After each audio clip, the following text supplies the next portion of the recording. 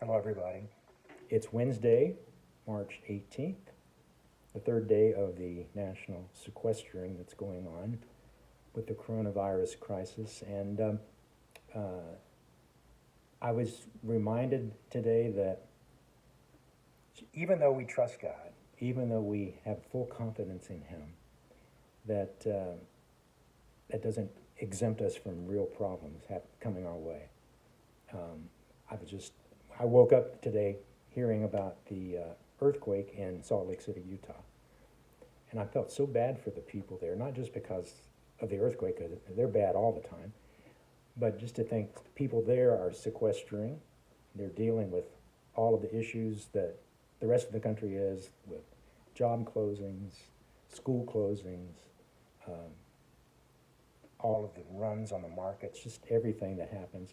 And now they have to deal with an earthquake. And you think, problem upon problem. And it really is kind of perplexing when you stop to think about that.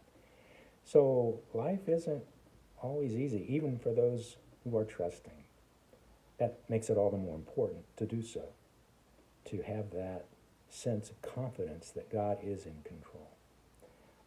We never know what's going to happen. In fact, this morning I was fixing breakfast. I was opening a new container of fat-free yogurt, and I managed to get two beautiful paper, actually aluminum foil cuts on my fingertips, which is going to make playing today really interesting. But that's okay. We take them as they come, and we deal with what we're given. And it's not always easy.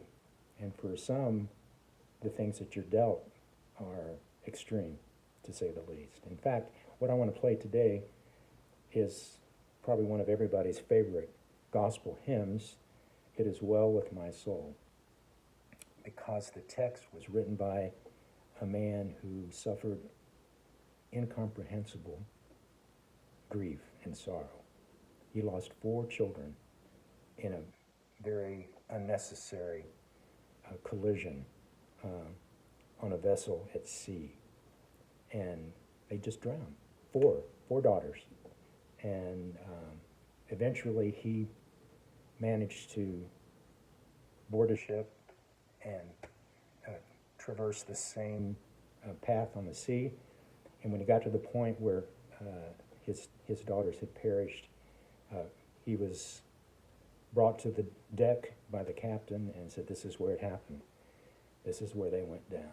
And after that, he went to his cabin and penned the words to this beloved hymn. There's a lot more to the story than that. You can read it yourself, but that's the grim essence of it. And yet, in spite of that suffering, in spite of that deep, deep sorrow, he was able to pen words that have been encouraging believers for all these years since. Now, today I'm not going to improvise because I want to play an arrangement that I wrote last year, because I think what I arranged then is probably better expressive than what I could just come up with out of my head today. But I hope that it will bless you as you listen to it. Have a good day. Try not to be too discouraged, but above all else, realize that it is well with your soul.